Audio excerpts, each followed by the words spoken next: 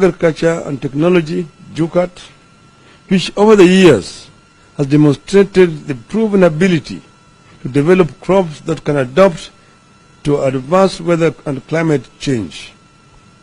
Another was the Egerton University, once a versatile agricultural training and research institution that pioneered inventions in food production to feed our people.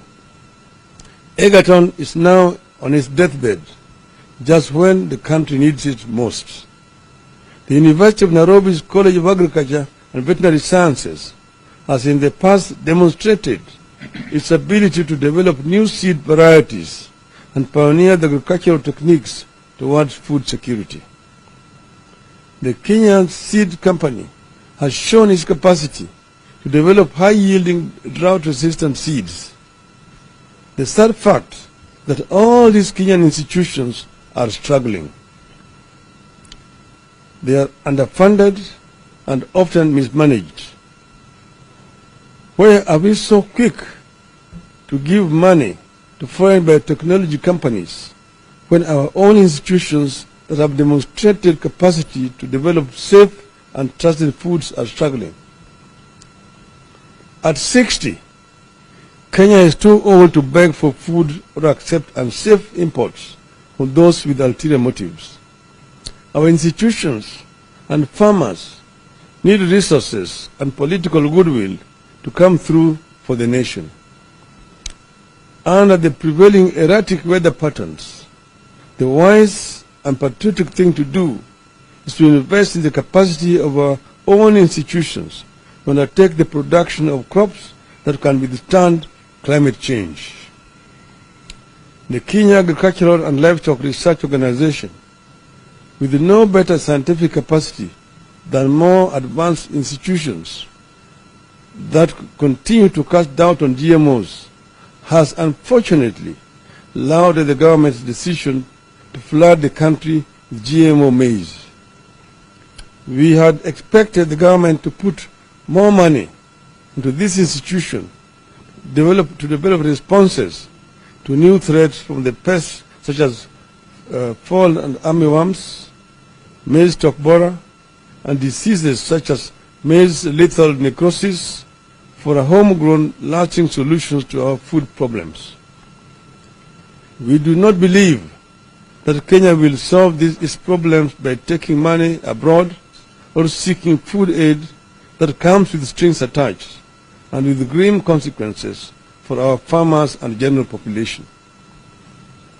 Allowing GMO in response to drought amounts to sabotaging our institutions and selling the country to the rich nations and established biotechnology corporations at the expense of our own.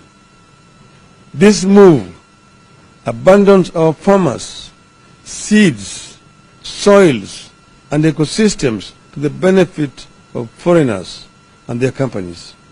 It's a betrayal of our country and our people. The older Kenya Kwisha regime will subject Kenyans to unproven and dangerous foods in an attempt to please international interests and do not care about our safety. We ask Kenyans to oppose this move and to totally reject any GMO foods should they ever enter the Kenyan market.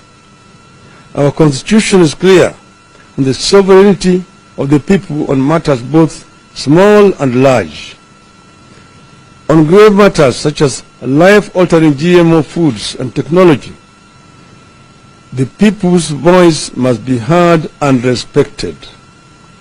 We are sure the people and their chosen leaders will overwhelmingly reject GMOs once their views are heard. End of statement.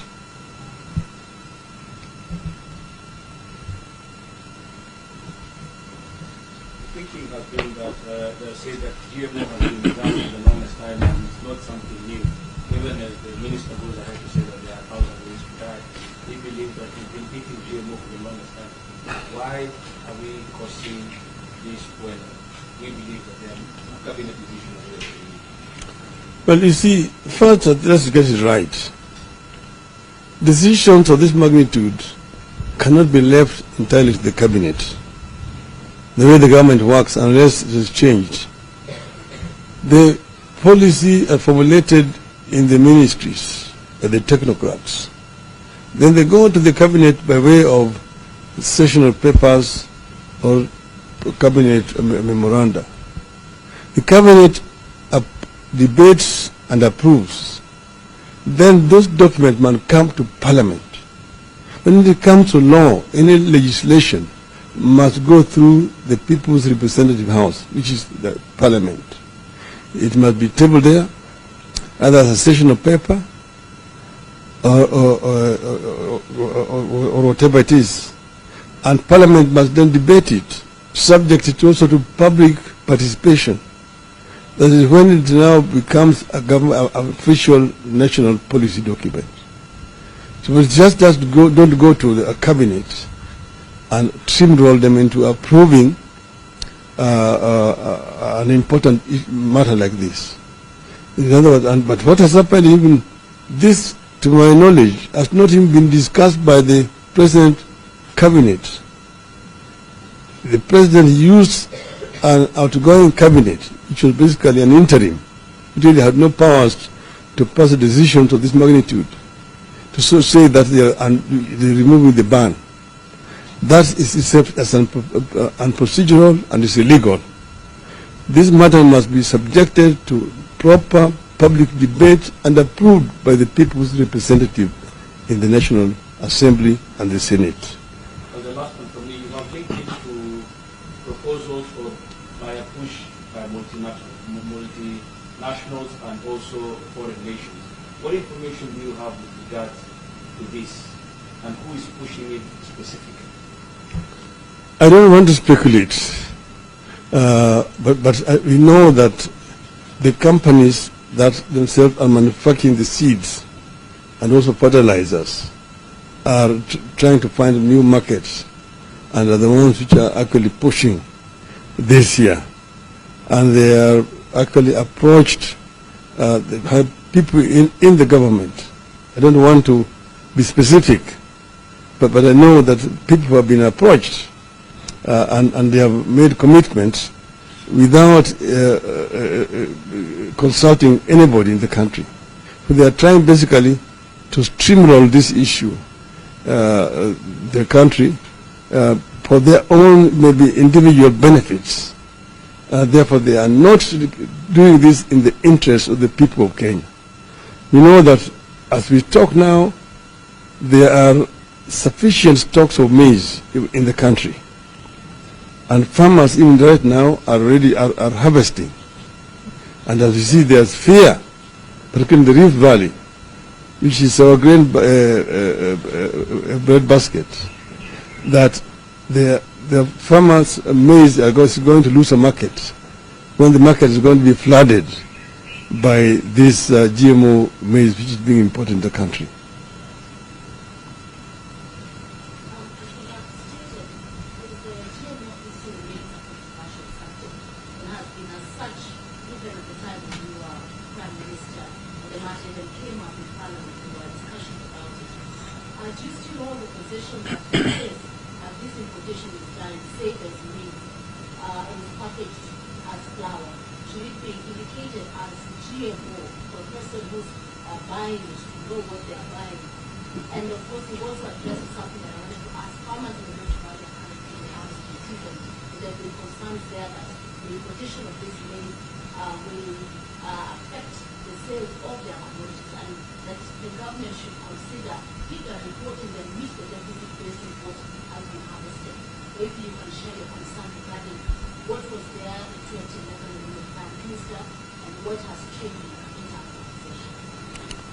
Well, yes, at that time when we were talking at that time about GMO cotton. It's the one that was actually the subject, because there was a company that wanted to introduce it into the market here. And we say that let us do a proper scientific research and tests to find out the consequences. Let us not be blind to innovations, new technology that is coming. So we need to be forward-looking, but let it be tested and approved by our institutions. If it is approved by institutions, then there should be no reason to introduce it into the country. And that is still my position as we stand right now. And as you know, that there are a lot of doubts which have been cast on this in some other countries. You will ask yourself, why do the Germans ban it, and the French, and the Italians, and so on? It's only in the U.S. In the U.S., of course, there's a very powerful lobby by the multinational corporations who are themselves manufacturing the seeds and the fertilizers. And they lobby the Congress to approve it. But they've been approved with the proviso that the customer must be given a choice. So when you go to the U.S. in any of the markets, the supermarkets or the shops where they sell the GMO, there's usually a corner and it's properly labeled GMO stuff, and then the other corner there labeled natural stuff, so that you have a choice as a customer, that whether you want to go for GMO, you go for GMO. If you want to go to the natural, you go for natural. You must give and this is law. You cannot market GMO without labeling it properly and showing so that the customer knows what they are getting. Okay.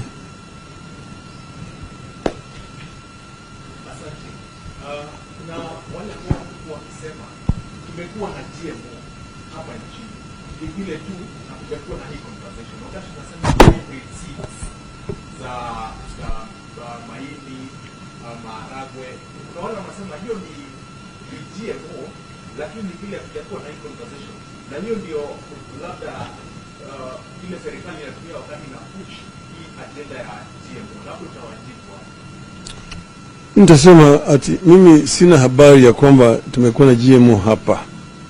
Manake mbegu ya GMO ikija ni kitu kingine kabisa mpaka ijulikane. Na hizo mbegu ya GMO ikipandwa na ikimea, sasa hiyo shamba huwezi kutumia mbegu ya kienyeji tena hapo. Hata ukipanda hapo hazitamea. Inaharibu mchanga, na tena mpaka utumie ile mbolea ambayo vile vile itauziwa wewe na hizo makampuni. Kwa hivyo na sasa kwa mfano ikiingia hata wale wakulima ambayo wanapinga watakuwa hawana chaguo. Maana yake ikipandwa katika shamba hii, ikimea itaambukiza shamba yako ambayo iko kando ya hii shamba na shamba hizi zingine hapo. Kwa hivyo ikiingia namna hii, kuitoa sio rahisi. Sio rahisi. Nikia kama unaanza kuitumia tena mpaka uzidi kutumia, na hiyo mbegu hawapatia wewe mbegu, wewe hujui siri ya vile hiyo mbegu inatengenezwa.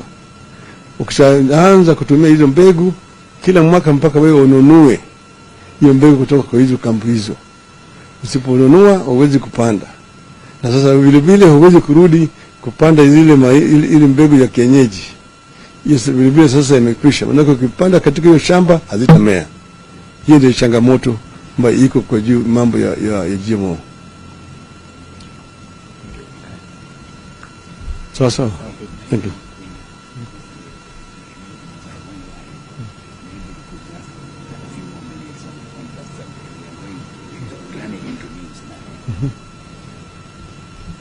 So, amesema naweza kuchukua swali moja au mbili.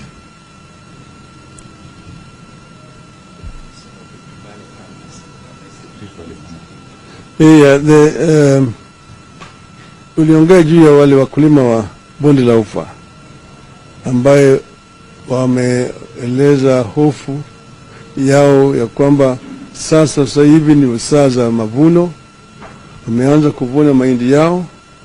Wana hofu ya kwamba ghala itajaa na hii mahindi ambayo inatoka nje, bei itashuka chini na wao wenyewe watakosa soko kwa mahindi yao. Na mimi nasema tunaunga wao mkono mpaka kwanza sisi tutetee wakulima wetu, Manake hao wakulima wametumia pesa mingi, wamefanya jitihada kulima mashamba yao na sasa wanavuna, na tumeona mara kwa mara hii changamoto ikija, wakulima wanafukarisha, bei inashuka chini.